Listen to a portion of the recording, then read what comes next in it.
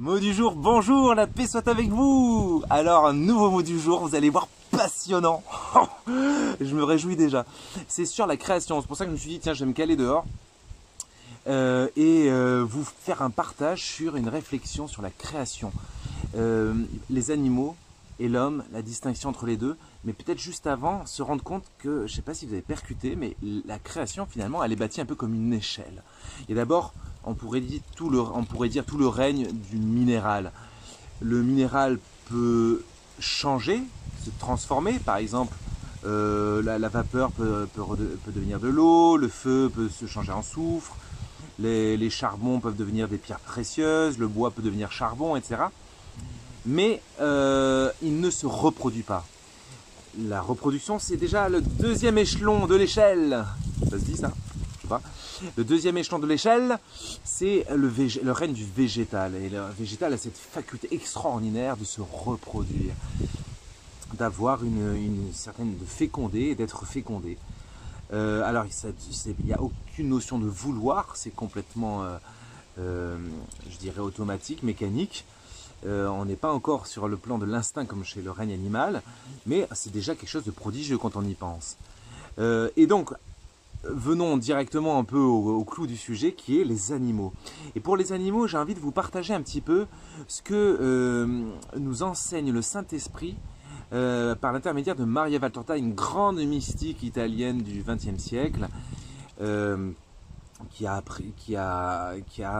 été l'objet de révélations mystiques extraordinaires, peut-être sans doute une des plus grandes mystiques de toute l'histoire de l'humanité. Une femme simple, alitée la plupart du temps de sa vie, sans forcément grande instruction du tout, et qui a reçu voilà, des messages de la part de Jésus ou du Saint-Esprit. Alors, voici ce qui est dit sur les animaux, et je trouve qu'aujourd'hui, dans le débat qui est contemporain, où on parle de plus en plus des animaux, avec toute la sensiblerie qui se développe, surtout dans nos cités, au sujet de la vie animale, pour le meilleur et pour le pire. Pour le meilleur, c'est qu'il est évident que toute créature, qu'elle soit animale ou même végétale, ou ce que vous voulez, nécessite du respect, de la considération et mieux encore de la contemplation de notre part. Néanmoins, quand je dis pour le pire, c'est que je crois qu'on est vraiment dans un gros trouble sur le statut, notamment de l'animal.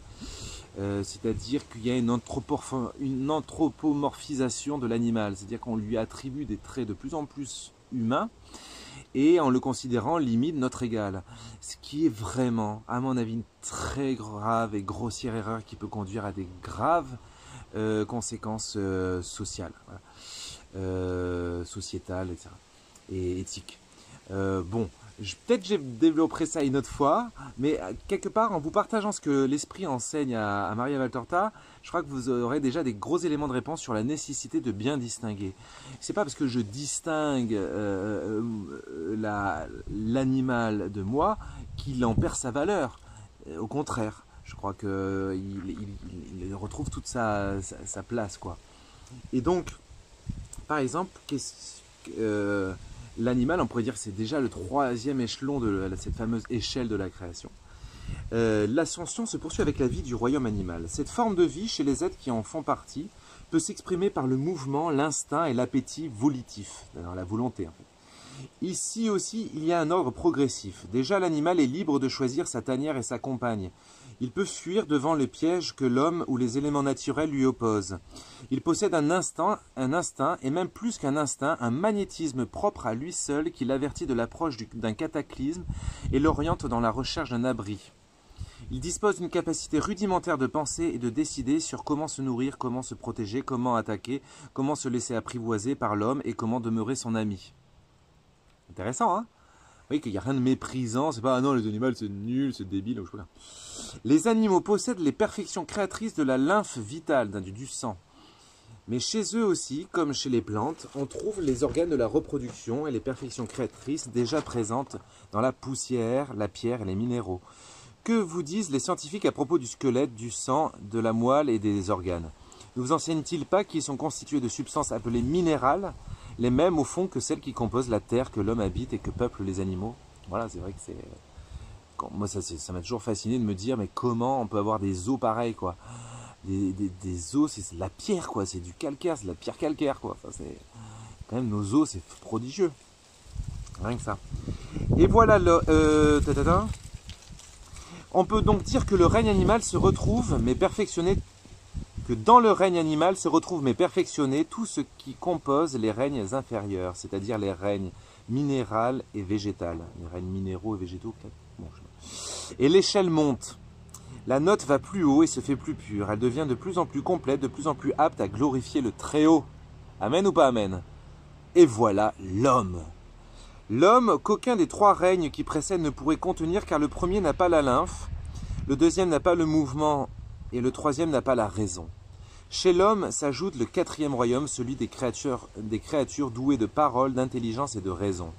Une raison capable de maîtriser les instincts. Une intelligence capable d'ouvrir son chemin vers des compréhensions et des visions très supérieures et qui parfois dépassent à l'infini les capacités qu'ont les animaux d'évaluer leurs biens matériels. Une parole qui le rend apte à exprimer ses besoins et ses mouvements affectifs et à saisir ceux des autres. Intéressant ça. Hein?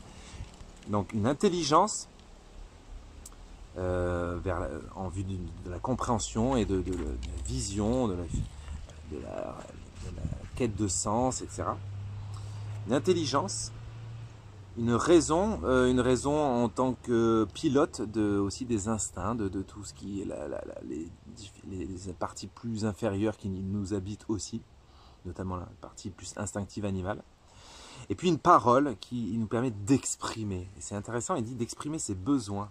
C'est marrant parce que dans la communication non violente, on part toujours du principe que la première des choses essentielles à faire dans la communication, c'est d'arriver, notamment dans un conflit, mais pas que finalement, mais notamment dans un conflit, c'est d'arriver à justement diagnostiquer nos besoins, de mettre des mots, de l'exprimer, de les repérer pour pouvoir les exprimer, et d'exprimer aussi les mouvements affectifs, et puis de saisir aussi ceux des autres. Intéressant, hein?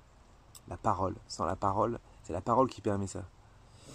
Une parole qui lui permet aussi, et surtout, écoutez bien, de rendre gloire à Dieu créateur, de le prier ou bien d'évangéliser ceux qui l'ignorent. C'est tellement complet, cette parole. Ce texte est tellement parfaitement équilibré et sage que ça peut venir que de là-haut, moi, quand je lis ça, franchement. Donc, synthèse, chez l'homme sont présents le règne minéral, végétal, animal et humain, et aussi la perfection dans l'imperfection, le royaume spirituel. Ça, c'est une pétard de distinction qu'il ne faut jamais oublier. Et c'est ça le grand danger de vouloir mettre sur un même plan d'égalité les animaux et l'homme. C'est pas parce qu'il y a une partie animale, parce qu'on dit souvent l'homme c'est un animal finalement un peu plus intelligent, un peu plus évolué. C'est beaucoup plus que ça, quoi. Merde, c'est beaucoup plus que ça. Mais si tu penses ça de toi, mais vraiment t'as une piètre estime de toi. Je veux dire, t'étais pas que un animal un peu intelligent. T'es beaucoup plus que ça. C'est un truc de malade, j'espère que tu percutes là. Tu vaux bien plus sur le plan intellectuel au moins. Et même si, admettons que le plan intellectuel, les conditions ne sont pas tout à fait là parce que, je ne sais pas, il y a tel handicap,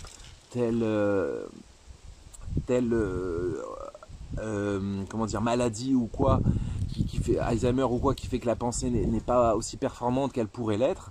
C'est pas une question seulement intellectuelle, c'est une question spirituelle. C'est-à-dire qu'en fait, il y a quelque chose en toi qui aspire au bonheur éternel à l'éternité, ouais, et à Dieu. En fait. Voilà, si tu cherches bien, tu trouveras.